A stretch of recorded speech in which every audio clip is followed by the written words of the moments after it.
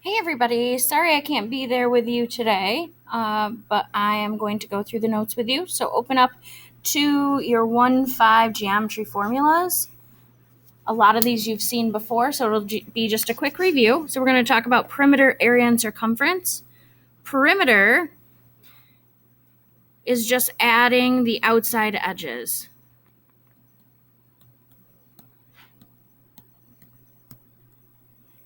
of any figure. For area, though, we actually have some formulas. Now with a rectangle, opposite sides are congruent. So those two sides are congruent, and then these two opposite sides are congruent, and we'll use 2 tick marks. So for this one, the area formula is either length times width or base times height is the one we're typically going to see. Same with a square. But the thing with a square, all the sides are congruent, so your base and your height are the same. So a lot of times you'll see area is side squared. In a triangle, if you were to take a rectangle and cut it in half diagonally, you'd end up with 2 triangles. So if the area formula for a rectangle is base times height, for a triangle will be 1/2 base times height, or base times height divided by 2. I tend to use this one though. The thing with the base and the height though, they have to form a 90-degree angle. They have to be perpendicular. All right, so let's give it a try. Sometimes there will be numbers, sometimes variables. So for perimeter here, you could just add up 4.8 4 times, or 4 times 4.8, throw it into the calculator, and we end up with 19.2. And our units are centimeters, so the perimeter is going to be 19.2 centimeters. With area, it's base times height, or 4.8 squared. You're multiplying it by itself, and you end up with 23.04. Now this time, what you're doing for areas, you're trying to figure out how many little 1-by-1 squares are in this particular square. So when you're labeling it, instead of just writing centimeters, we're writing square centimeters, which looks like that. You're not actually squaring the number, but that's what that'll look like. Okay, if you have variables, that's okay. We saw one of these on your LTA. Opposite sides are the same, so add up your like terms. If you want, you can line them up this way. Either way, we're going to have 4x plus 16. And no, that's not going to be 20x, okay? Those are not like terms. That's as far as we can go. Area, base times height. I know typically we would say the bottom is the base, but in this case, I want to always use, if I have one term, a monomial, I like to put that first. It's easier to distribute that way. So my base is x times my other dimension, x plus 4. And again, we're going to distribute. X times x is x squared. X times 4 is positive 4x.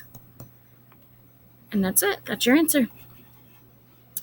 All right, on this guy, we're going to add up all 3 to represent our perimeter. So we have 5x plus 1x is 6x. And then 4 and 6 gives us 10. There's your perimeter. But for your area, remember your base and your height are just these 2 right here. I'm going to put the 6 first because that's a monomial. So for our triangle, 1/2 base times height, because remember, triangle is half of a rectangle. So 1/2 of 6 times x plus 4.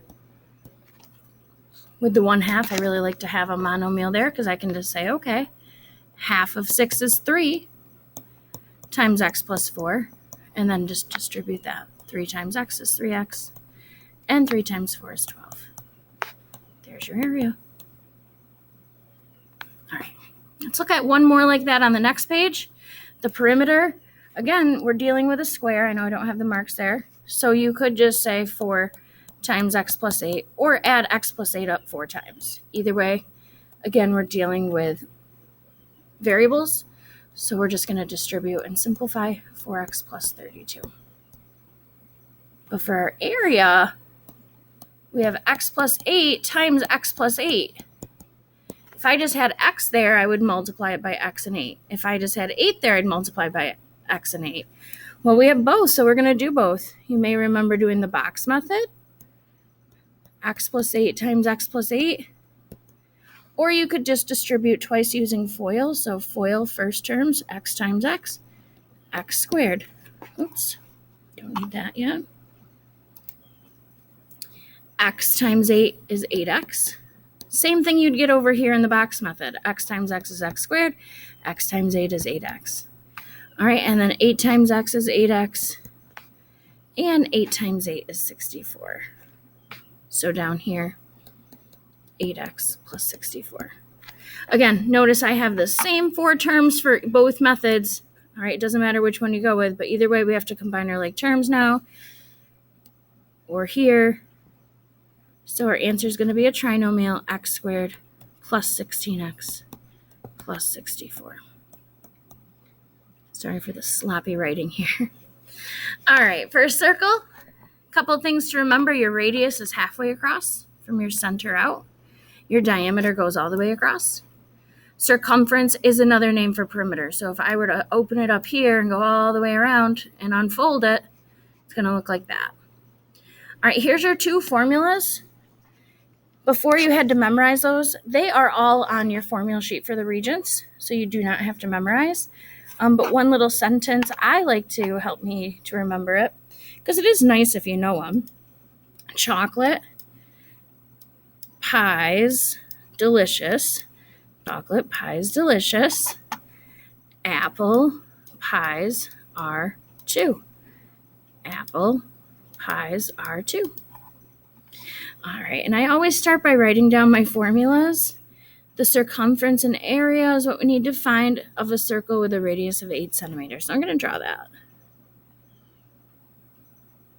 It's not great, but that's okay. Since I'm looking for circumference and area, I know I'm going to need my radius and my diameter. My radius is 8. My diameter would be 16. It wants us to actually use the pi key on our calculator. Right now, my calculator is not working, but hopefully we can get those up and running. There should be a pi button on your calculator, or on your phone, excuse me, so you could probably use that. All right, and we'll round to the nearest 10. So I'm going to write down my formulas. Chocolate pies delicious. Apple pies are 2. And plug in. So for my circumference, it's just pi times the diameter. My diameter is 16. So it's pi times 16. Now, down here it says leave in terms of pi. All that means is pi is in your answer.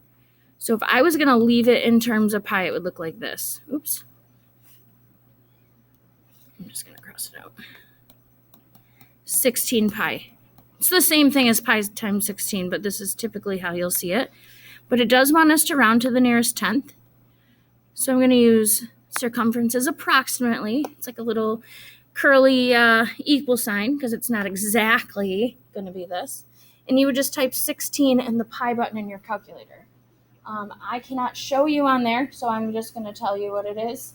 And again, you can put it right into the calculator, the graphing calculator we have in class, or into your phone if you have it. So you get 50.3 is what it rounds to, and that's centimeters.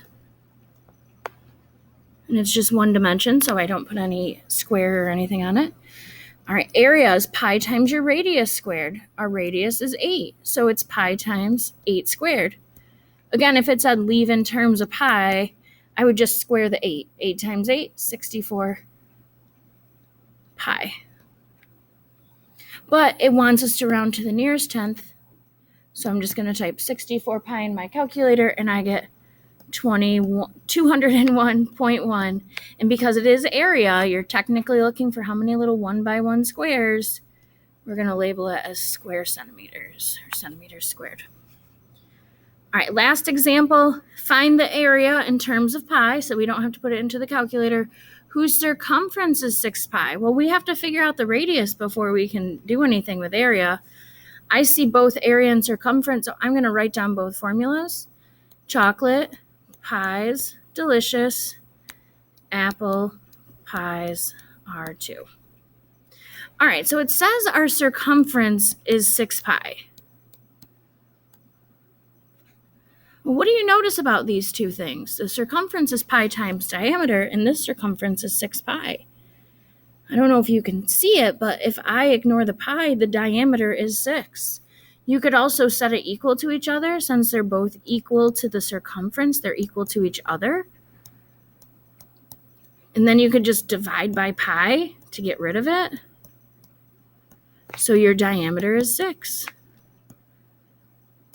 So all the way across is 6. That means our radius would be 3, which is what we need for area. So area, pi r squared, pi times 3 squared, which is not 6. 3 times 3 is 9. So our area in terms of pi is 9 pi. Again, that just means leave pi in your answer. You're done. All right, no units, don't worry about them. All right, so your homework is the next 2 pages. I apologize, there's not a lot of space. I did mine in the margins, but you only have to do the ones that are circled. So there's 5 on this page and 5 on this page. All right, again, if you want to just use a piece of paper, that might be your best bet. I like to have a lot of space to work. I made mine go into the margins, which was still a little bit too crowded for me. But again, you could just use a sheet of paper. That would work fine. I will take questions tomorrow. But again, watch this video, try these questions, and you are all set. Have a great day.